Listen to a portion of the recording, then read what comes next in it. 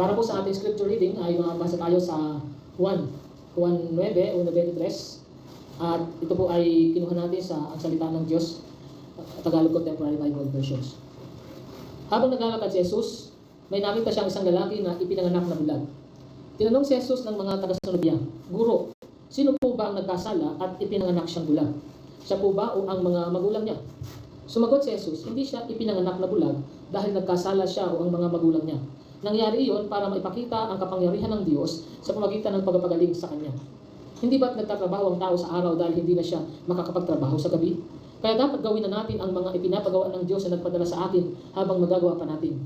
Sapagkat darating ang araw na hindi na natin magagawa ang ipinapagawa niya. Habang ako ay nasa mundong to, ako ang ilaw na nagbibigay liwanag sa mga tao." Pagkasabi niya nito, tumura siya sa lupa, gumawa ng putik mula sa dura at ipinahid niya sa mata ng bulag. Sinabi ni Jesus sa bulag, "Pumunta ka sa paliguan ng Siloam at maghilamos ka roon." Ang ibig sabihin ng Siloam ay sinugo. Pumunta nga roon ng bulag at naghilamos. Nang bumalik siya ay nakakita na siya. Dahil dito, nagtanungan ang mga kapitbahay niya at ang iba pang mga nakakita sa kanya noong namamalimos pa siya.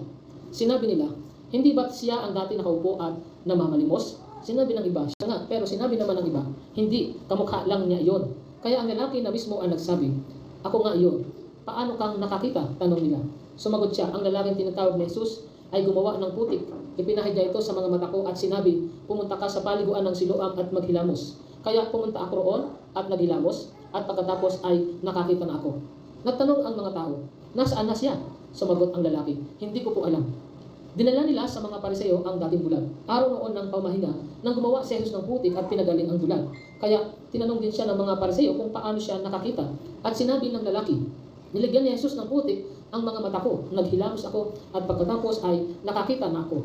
Sinabi ng ilang Pariseo, "Hindi mula sa Diyos ang taong gumawa nito dahil hindi niya sinusunod ang utos tungkol sa araw ng pamahinga." Pero sinabi naman ng iba, "Kung makasalanan siya, paano siya makakagawa ng ganitong himala?" Hindi magkasundo ang mga opinyon nila tungkol kay Jesus. Kaya tinanong ulit ng mga Pariseo ang dating bulag, "Ano ang masasabi mo tungkol sa kanya dahil pinagaling ka niya?" Sumagot ang lalaki, "Isa po siyang propeta." Pero ayaw pa rin maniwala ng mga pinuno ng mga Hudyo na siya nga ang dating bulag na ngayon ay nakakakita na. Kaya ipinatawag nila ang mga magulang niya. At tinanong, "Anak niyo ba ito? Totoo bang pinanganak siyang bulag? Bakit nakakita na siya ngayon?" Sumagot ang mga magulang, "Anak nga po namin siya at ipinanganak nga siyang bulag. Pero hindi namin alam kung paano siya nakakita at kung sino ang nagpagaling sa kanya. Siya na lang po ang tanungin ninyo. Nasa tamang edad na siya at kaya na niyang sumagot para sa sarili niya." Ito ang sinabi ng mga magulang na lalaki dahil sa takot sa mga pinuno ng mga Hudyo, sapagkat napagkasunduan na ng mga pinuno ng mga Hudyo na ang sino mang kikilala kay Jesus bilang Kristo ay hindi natatanggapin sa sambahan nila. Kaya ganito ang isinagot ng mga magulang, "Nasa tamang edad na siya. Siya na lang po ang tanungin ninyo." Naway dagdag ng Panginoon ang kanyang pagpapala sa pagkabasa sa kanyang salita. Ito po yung pangalawang bahagi ng ating pagtalakay sa Juan 9. Nung huling ako ay mangaral sa inyo ay diyan ko rin kinuha, kaya pareho din ang ating pagbasa. At ang tema at pamagat ay ito, a testimony on Jesus, personal and theological. Okay. So, hindi ilingid sa inyo na nagpunta kami doon sa Bali, Indonesia para mag-attend ng missionary conference. Umalis kami noong September 25 at bumalik kami ng September 30.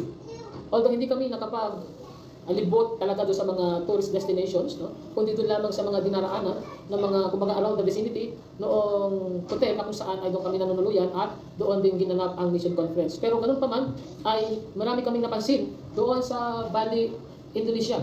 Kapansin-pansin doon yung mga ganitong mga monumento o mga struktura.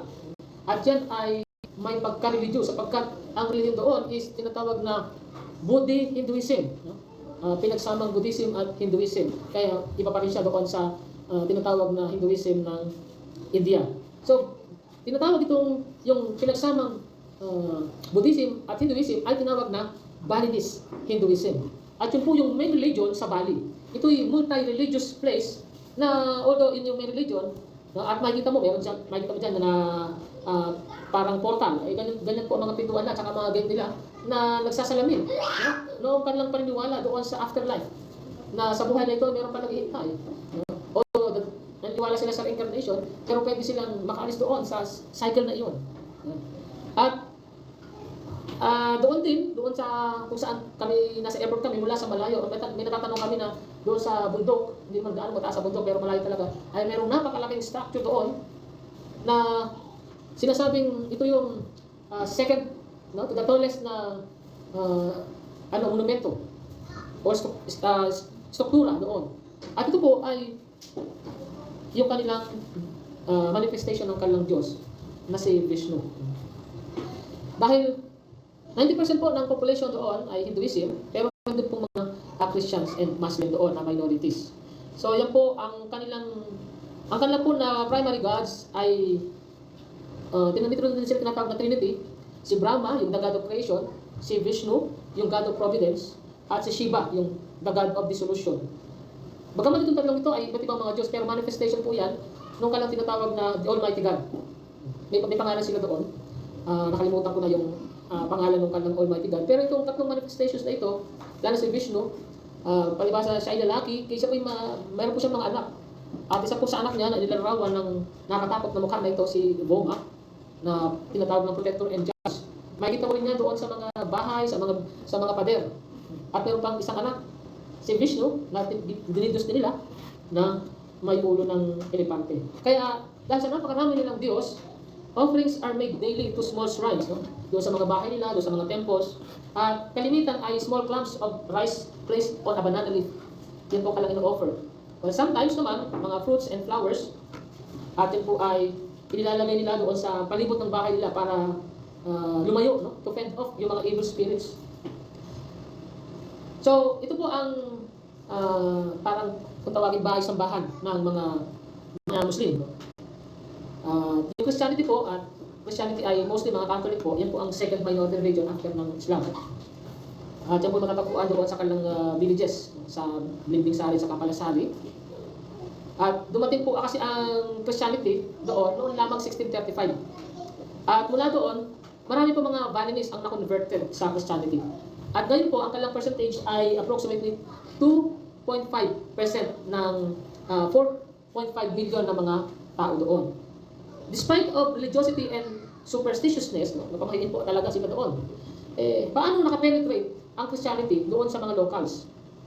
As with others, yung pong sagot ay malalaman natin dito sa ating text, sapagkat the same din yung tinuturo sa atin kung paano ito nangyari. So, bear with me for a while at examine natin yung mga characters dito sa ating passages na na-encounter ang Diyos sa isang personal na level. Muli po ay babasahin natin, ito naman ay sa English at dito ko po hamuin ang ating mensahe. This time ay magsisimula po ako sa verse 13. Then they took the man who had been blind to the Pharisees because it was on the Sabbath that Jesus had made the mud and healed him. The Pharisees asked the man all about it, so he told them, he put the mud over my eyes, and when I washed it away, I could see. Some of the Pharisees said, this man Jesus is not from God, for he is working on the Sabbath. Others said, but how could an ordinary sinner do such miraculous signs? So there was a deep division of opinion among them. Then the Pharisees again questioned the man who had been blind and demanded, what's your opinion about this man who healed you? The man replied, I think he must be a prophet. The Jewish leaders still refused to believe the man had been blind and could now see. So they called in his parents. They asked them, is this your son? Was he born blind? If so, how can he now see? His parents replied, we know this is our son and that he was born blind. But we don't know how he can see or who healed him. Ask him. He is old enough to speak for himself. His parents said this because they were afraid of the Jewish leaders who had announced that anyone saying Jesus was the Messiah would be expelled from the synagogue. That's why they said he is old enough.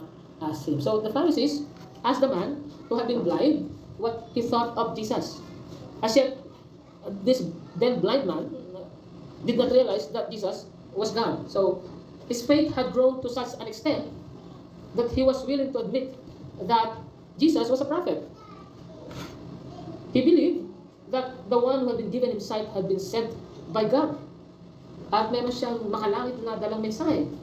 At ano po ang significance nito sa atin? So if anyone is not willing to learn from the Lord Jesus through preaching and teaching, it betrays an apathy towards him and denying who is really the prophet from God na ito po pinagpauna na noon pa man sa Old Testament as prophesied by Moses doon sa Deuteronomy 18:15. Sinabi na doon sa mga Israelite na ang Diyos ay magpapadala mula sa kalagitnaan niya. Ibig sabihin, sa lahi ng Israel, meron siyang itatayong propeta na kagaya niya. Ang isang kinagagalit dun sa ating nabasa is yung, kasi nung nagpagaling ang Panginoon, it was during the Sabbath day.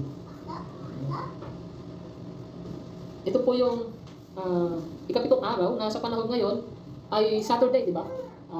Doon sa kalendaryong Romano. Saturday. At yung ikapitong araw, yun yung Sunday.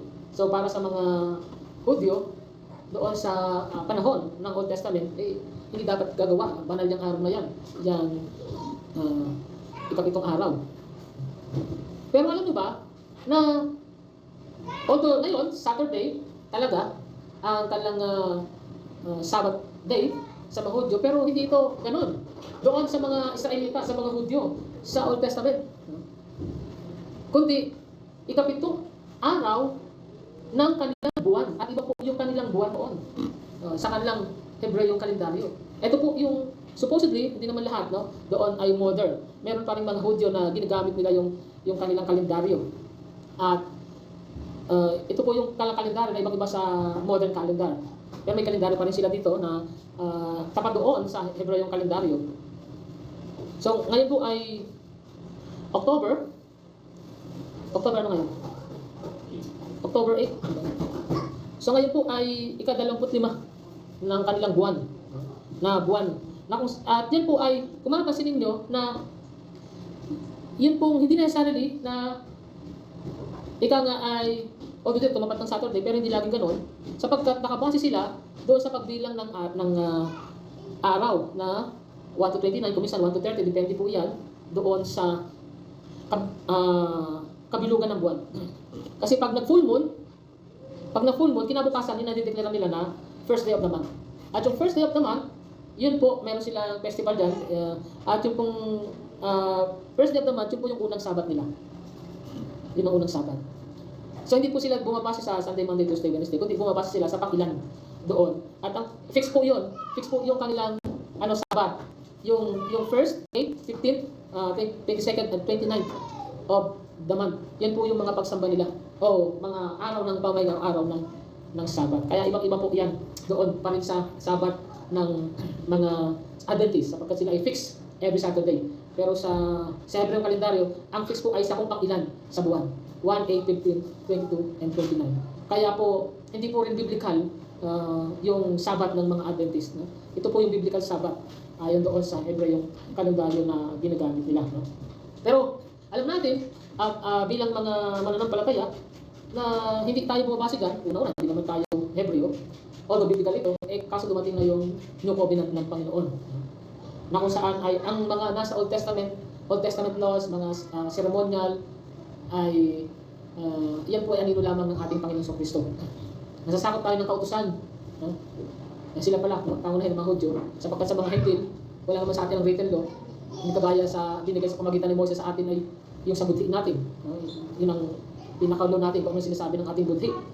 At doon din pumasa sa New Covenant, no? Na doon din naman pala ilalagay ng Panginoon. Mula sa kapit na bato, ay sabi niya, isusulat na niya doon sa pusong laman ng mga tao na nasasakop ng kanyang New Covenant. Mula sa yung puso ng tao, pusong bato, papalitan ng pusong laman, ibig sabihin malambot na puso, pagsusulatan ng kanyang kautusan.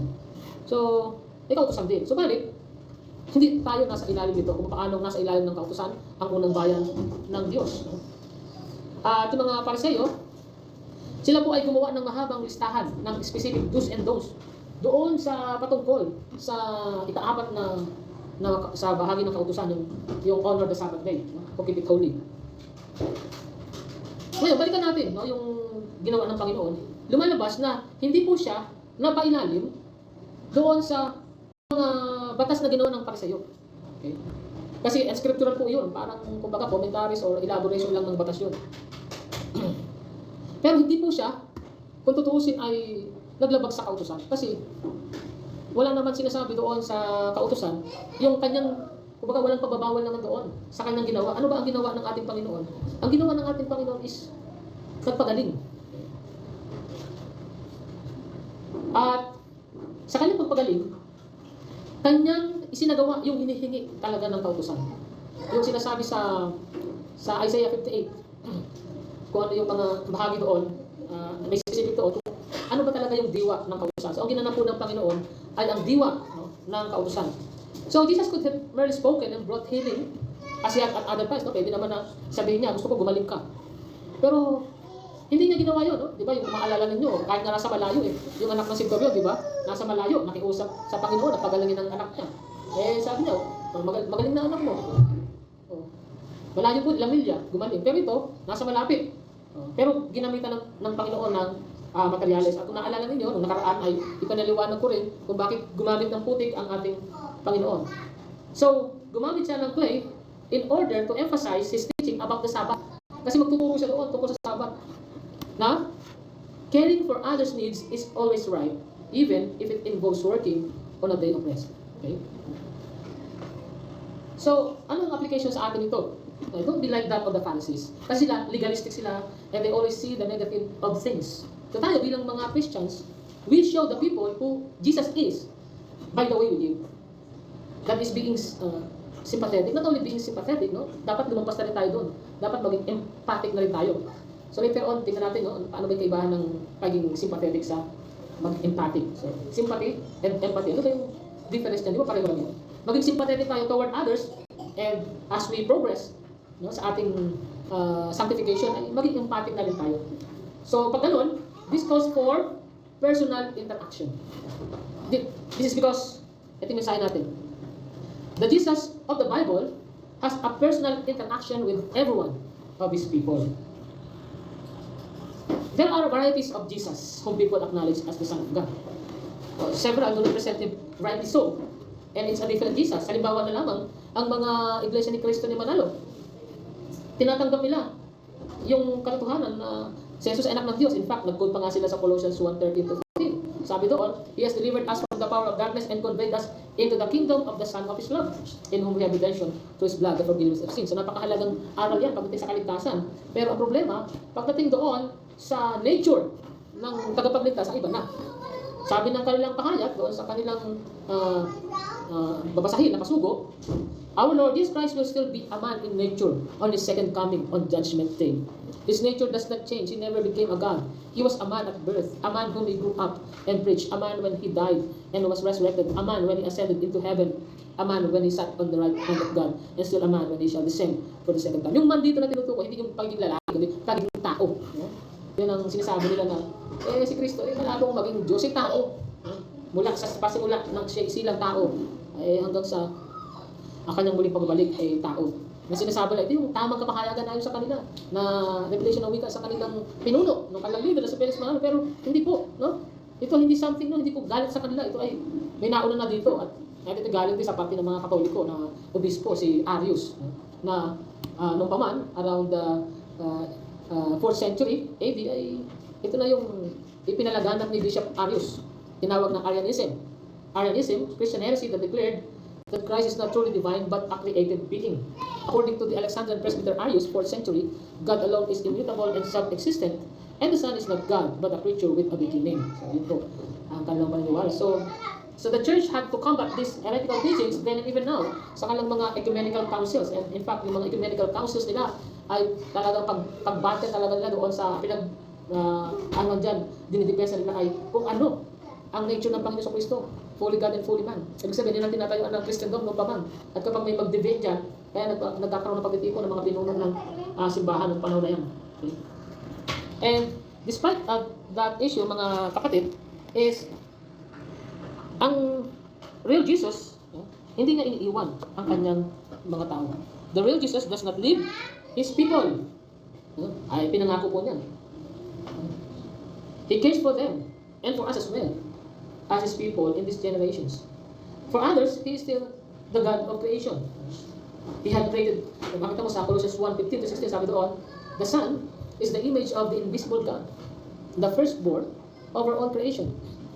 For in Him all things were created, things in heaven and on earth, visible and invisible, whether thrones or powers or rulers or authorities. All things have been created through Him and for Him. Kaya, ang Son, the Son of God, is the Creator. And he had also created the basic laws of nature which govern his creation.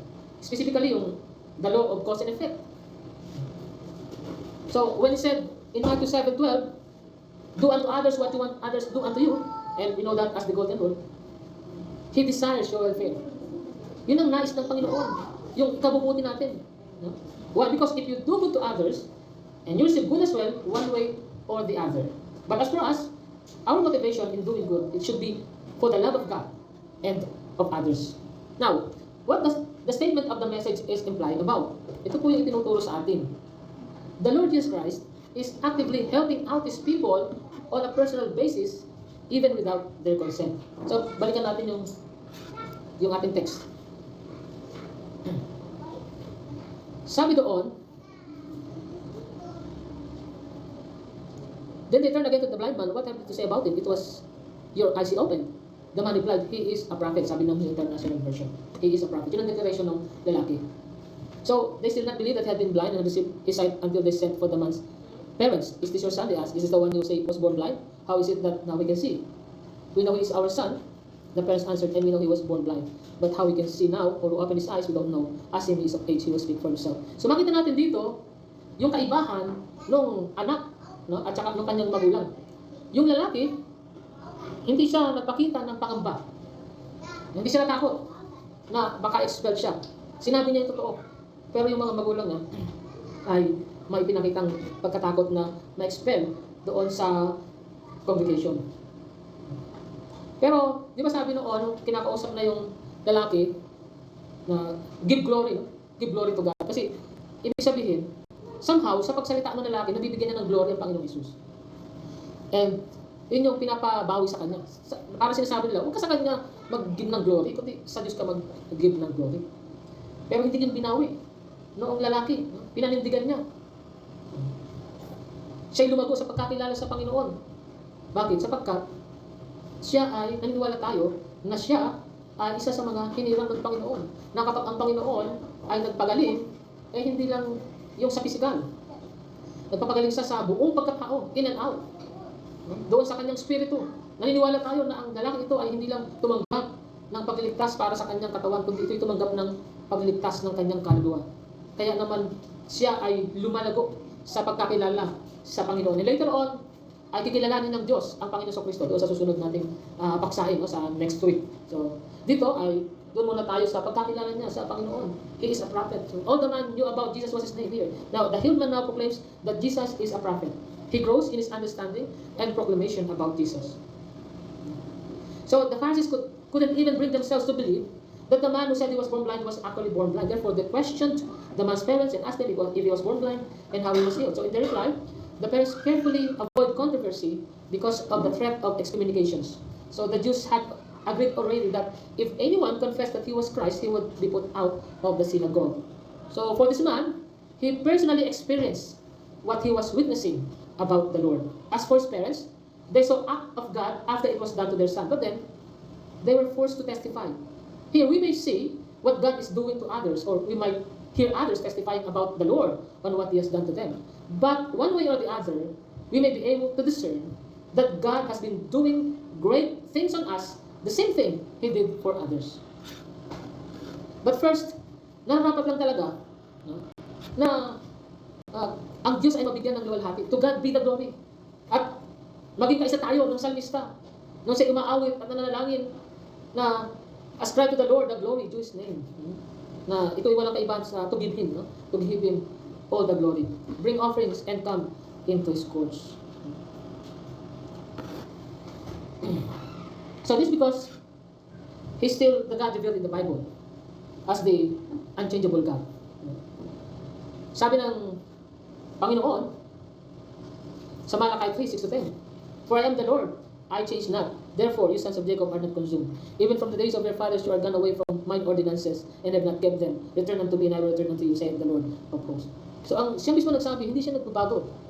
Kaya hindi, mga iglesia ni Cristo, iba ba ay hindi matanggap na si Cristo ay Diyos. Sapagkat para sa kanila, ang Diyos hindi pwedeng maging tao. Okay?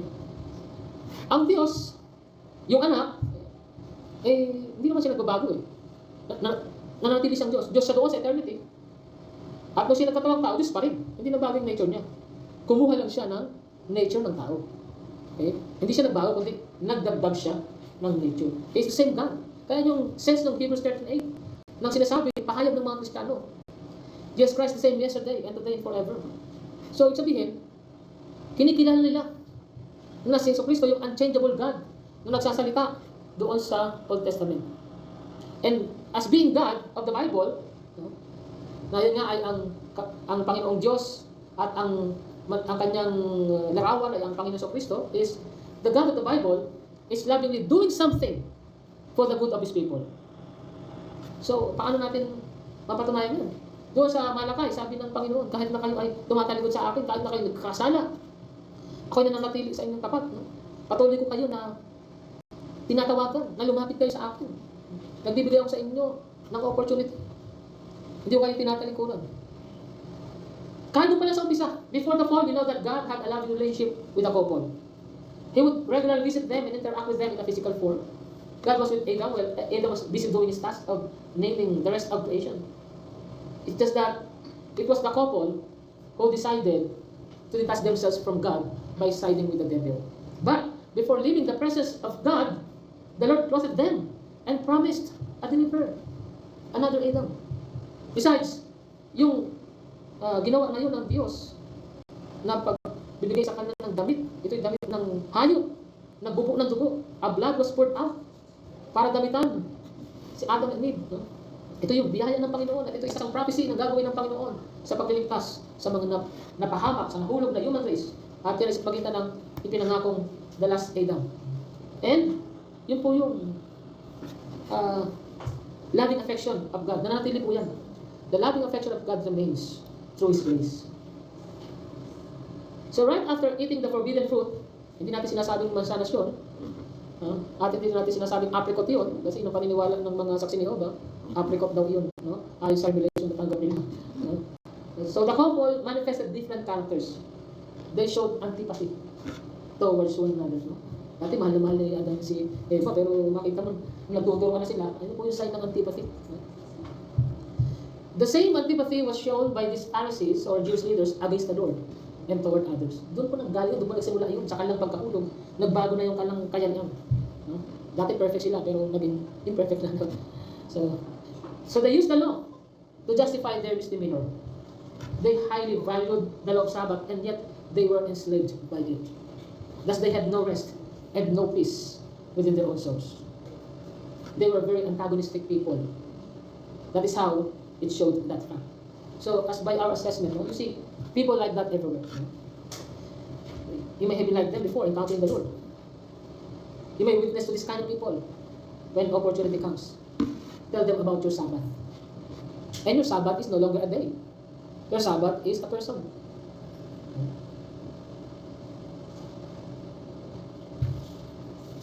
Sabi ng Panginoon, "Come to me, all of you who are weary and carry heavy burdens, and I will give rest. Take my yoke upon you. Let me teach you, because I am humble and gentle of heart, and you will find rest for your souls. The yoke is easy to bear, and the burden I give you is light." The Lord Jesus Christ is our Sabbath. Kahit yung hamon sa atin, did you already come to Jesus? Have you rest? Have you rest in Him? Take His yoke upon you and not Moses' yoke. Kasi Moses' yoke yung mga kautusan na hindi nila masunod. At kahit tayo, hindi natin makakayang sumunod. Jesus cares for you because He loves you as His own self. And it's manifested by His empathy. So, pag sinasabi natin empathy, is the action of understanding, being aware of, being sensitive to, and vicariously experiencing the feelings, thoughts, and experience of another, either past or present, without having the feelings, thoughts, and experiences fully communicated in an objectively explicit manner. Yung ayos sa Merriam-Webster Dictionary. Pinakita ng ating Panginoon nung siya mapako doon sa krus. At pinasan ng ating mga kasalanan, dinala doon. At kagaya ng lalaki na pinagaling ng Panginoon. Pinagaling tayo ng Panginoon. Hindi lang nga pinagaling, tayo mga patay, binuhay tayo. Ng banal na Espiritu upang inay dahil sa paglalapat ng bisa na ginawa ng ating Panginoon sa Kristo. Kaya ang hamon sa atin is, be brave to testify about Jesus on the basis of what He has done to you and on the level of what you know about Him. Sabi doon, sa John 9:24-25, so for the second time they called in the man who had been blind and told him, God should get the glory for this.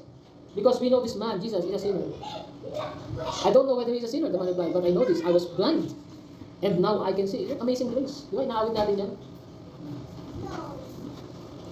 So yun lang sabi niya. Wala siyang gasinong alam or gaanong alam tungkol sa Panginoon. Pero yung nalalaman niya, anong nalalaman niya? Yung ginawa sa kanya ng Panginoon. Yung pagbabagong ginawa sa kanya. So ano tinuturo ito sa atin? You don't need to know all the answer in order to share Christ with others. It is important to tell them how He has changed your life. Then, trust God will use your words to help others believe in Him too. Tayo manalangin. Ama namin Diyos, napakabuti niyo po sa amin at ito po pinakita ninyo sa pamagitan ng pagsusugo ng Panginoon sa Kristo. Pag kami, Panginoon, ay maisalba, napatungo sana kami sa apoy ng impyerno, bawal kami ngayon, Panginoon, nakakatanggap ng lahat ng pagpapala ng sangkalamitan. At balang araw ay matatambasan namin ang iba pang mga ipinangako ninyo na aming mamanahin. Nawa, Panginoon, ay ang katotohanan nito ang siyang mag-udyok sa amin na manatili sa piling ninyo, patuloy na sumusunod, nagpapakalalim sa inyong salita at nakikilala namin kayo. Sa kabila ng mga kahirapan, sa kabila ng mga hindrances, sa kabila ng maraming mga dahilan para kami ay pigilan na maglingkod sa inyo. Pero salamat po at hindi niyo hinahayaan kami ay tuluyang mahulog, tuluyang lumayo, kundi Panginoon, sa mga sandali na kami ay nalalamig, nandiyan ang inyong salita na nagpapaalala sa amin, kagaya sa pagkakataon ito. Salamat.